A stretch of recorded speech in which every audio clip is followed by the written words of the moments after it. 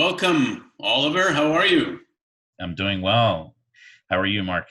I'm doing great too. As we talked for a couple of seconds before this, the usual unprecedented, amazing, crazy, whatever you want to describe it, times, but opportunity up the wazoo to really make dramatic positive changes. So, with that, could you briefly introduce yourself and a little bit about you?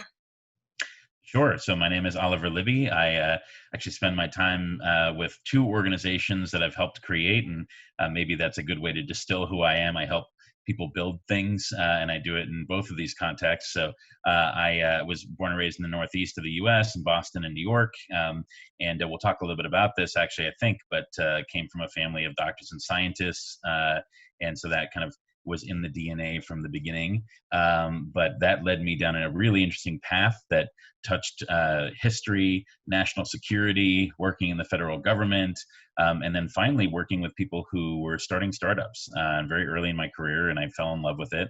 And so when the last downturn happened in 2008, I went to a great mentor and friend and colleague, Eric Hatsunemos, and I said, Eric, we should start a firm that would represent what we think company building should be like. And so that gave birth to HL Ventures, Hatsunemos Libby, which is my venture firm. We're a very different model, a venture studio, very hands-on with our portfolio companies, and we're sector agnostic but unified by investing and working with companies that are world positive, so positive impact, and with a strong preference for diverse founding teams. And right at the same time, Mark, I founded an organization with two of my best friends Right. called the Resolution Project, and that is now one of the largest accelerators for student social entrepreneurs in the world. We're active in about 23 states here in the US and about 80 countries around the world. So lots of helping entrepreneurs build impactful businesses. You're like what Jay Leno told Robin Williams. You're a great interview because all I have to do is say, "Hey, Robin," and the rest is history. I'm not nearly as funny as Robin Williams, but I'll take it. No, that was great. So it leads me to a little bit maybe of an obvious question now. Everybody always talks about what their why is and everything, but why do you do what you do? Yeah, it's a great question. I mean, people who know that I came from a family of doctors and scientists wonder why I didn't become a doctor. And what I always tell them is that was never an imperative around the dinner table. But what was that whatever my sister and I should do should improve lives. So my parents and my grandparents and all of our relatives, I'm the only Mister in the whole family. Everyone else is a doctor or professor. It's great. But all of those people, they would constantly reinforce that what they felt they were doing was less the mechanics of being a doctor or a scientist. I mean, not that they didn't love that, but that what they were doing was helping people, and that whatever you should do, you should excel at it, and you should help people. So that's in the dinner table, water from the earliest possible time I can imagine. And then I have. Over time, and maybe it was because my family was always obsessed with history, but I've developed a strong sense of context. And so, whenever I am having a tough day, I try and contextualize it as quickly as possible. I was telling people, for example, that like if our generation's great call during the last 100 days has been to like stay home relatively comfortably and wear a mask when we go outside, contextually speaking, this is not the most difficult thing a generation has to do. And so I keep that contextual engine running, which is part of my why as well.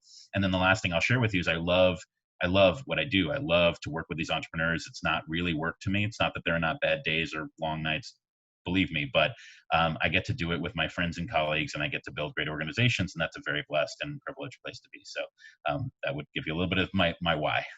Yeah, and that truly, I think, answers a little bit of my next question: is what differentiates you. I love your participation, if I can call it that, with the portfolio companies, the people that you work with, and the resources that you bring them, which I have found very differentiating from most firms that I've worked with.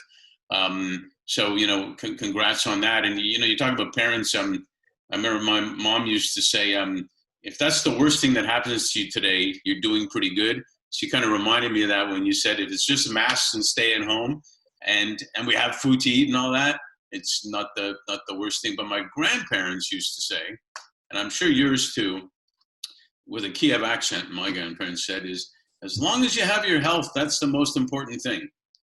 And then they would say, and then is education, they would say Mhm. after that. So with the speed of technology happening now, which you see, um, COVID, we thought that was the ultimate challenge with that virus, and then we have the whole tipping point of racial injustice, which was there, but the major tipping point. Um, I'd like to get your, and it's also people have had a little more time to think, maybe get an awakening of what's really important. And going back to my grandparents, how do you view the future then, locally, globally, but in terms of awareness that we have when we're at work, when we're at play, when we're at, with neighbors, how do you see the future looking? It's interesting. I'm a big believer. My grandfather actually, to trot out one of his sayings, used to say that the difference between an optimist and a naive is that the optimists see all the things that can go wrong and believe that they will go right with the proper application of force and energy, whereas a naive person just thinks it's all going to be okay. And I think if you study history, it isn't always okay, right? I mean, history has had times where of great distress for populations for a long time, and even things that were heralded as eventually successes like the industrial revolution. People always say like, well, it worked out okay, all the jobs where it generated more jobs, but if you were living it and you were working in one of the jobs that got eliminated, it was a really tough time, right? And no one should take away from that. But ultimately, I'm an optimist. I'm someone who tries to evaluate all the things that can go wrong and then build a plan. And I believe we can succeed if we do it properly. And I think as you think about what's been happening with the idea of impact and taking responsibility for sustainability, for taking care of people, that it is only going to become more common. And one of the great things that I've seen in this particular time of challenge, graphed against the 2008 recession, Mark, is the 2008 recession. I don't know if I'm sure you remember this. All the impact and sustainability stuff got tossed. It was like, oh no, world's on fire. Like, we'll get back to the like renewable energy toys another time. Right. This is totally different this time. And there's some important aspects of why that might be, but fundamentally, I have not seen, whether it be investors, entrepreneurs, government, just throw the sustainability baby out with the bathwater and say, look, it's time of crisis. We got to be, we got to be burning all sorts of things. And then that gives me great hope, because ultimately people want to make a difference, right? And so I think one of the other things I'll just share with you, I know it's a long answer, is we do need to, in order to make impact firmly a part of the future, we need to converge the lines of the cost of sustainable living with access for people who don't. So we cannot make sustainability and impact only the province of people who can drive a Tesla and be an impact investor. We have to make sure that a local community in Detroit or St. Louis or Kigali have access to the kinds of practices, light bulb, whatever it is, right, that can make them part of the sustainability and impact revolution. And that is really key. That accessibility is key, and it will take partnership between small innovators all the way to the biggest governments and the biggest companies to make sure that impact is available as a life strategy for everyone. Yeah, and that's not to oversimplify it. I think you're right on, and I think every generation wants to make a difference, but you're right, when something happens, it's like, we'll get back to it. I think you're 100% right.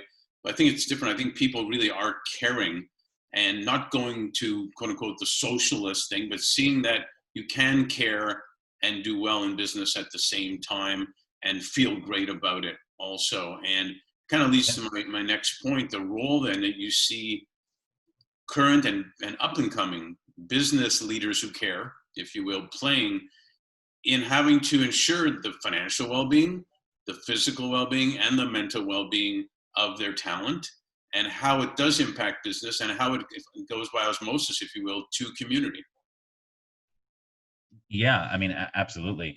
And I think, I mean, there's so much complexity in that question, Mark. One of the things that I think is really important is to try and think about some core principles, right? And I think ultimately, as an admission, when I entered the workforce almost 20 years ago, I thought to myself, all this stuff about corporate culture, like, seems pretty soft.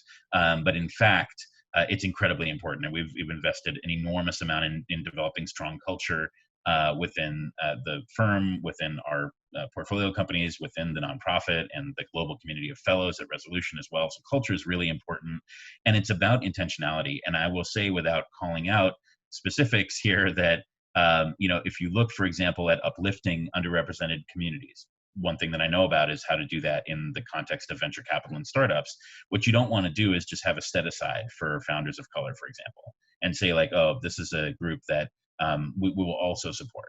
Like, it has to be part of the integrated intentional culture of your organization that you celebrate diversity among your portfolio companies, because if not, then it becomes a throwaway, and it actually perpetuates the class kind of system of that, which doesn't work well. I think that impact lends itself to companies that celebrate strong mission, culture, and diversity, right? So you actually get more impactful businesses by their very nature if those things are strong within the company. So I think that it's really important. Another core principle, Mark, to share is we try very hard, and it isn't necessarily easy, but if you're going to be an organization that celebrates diversity and impact, then that should resonate from the beneficiaries, whether it be the founders, the fellows, to the team that has to look and be as diverse and mission oriented, to even the investors and support and backers. And if you can have it all kind of live that mission, then it works a lot better. And then the last thing that I'll share with you on this is that I was trying to kind of be reductive and think about what is one concept that gets to the heart of so much that's wrong right now, and it's trust. If we can try and re-imbue trust, whether that be people's trust in government, in business, in the nonprofit sector, in each other, in the media, then we can start to kind of recoalesce the collaboration that makes society work and lets us focus on impact, sustainability, diversity, and these things. If trust continues to break as it has been, I think we will find it to be very difficult to achieve those aims. Yeah, that's brilliant. And thanks for sharing all that. It's funny, I just had a conversation, because I have the conversation with clients about trust all the time, that the best, most successful clients I've had are the ones that trust each other to talk to each other, like really talk to each other.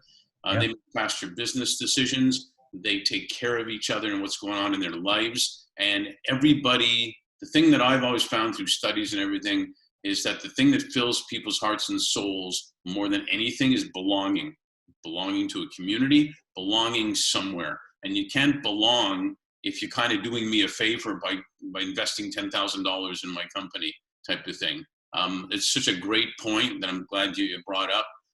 We actually recommend this program, not to pitch a program, it's a nonprofit called Nonflict that coaches people how to hear other people, listen to other people, begin trusting each other. It's a great foundation. So I'm really happy you brought up all those points and ended it with that. One little question here. This is a real little question. If you were able to make one dramatic change with what's going on right now, which is ridiculous because you can't make one, but where would you see starting? Well, this is actually an easier question for me than you might think. And the quick preface on this is so much of what I do in my life centers around the concept of leadership, right? So the entire reason that I created with my friends the Resolution Project is because we felt like young leaders should start to lead rather than be groomed as future leaders. So leadership is really important. And, you can have all of the bells and whistles of a plan put together. I always say, like, if you're playing football, right, you can have the greatest plays of all time, but if the offensive coordinator doesn't call the play, it doesn't happen, right?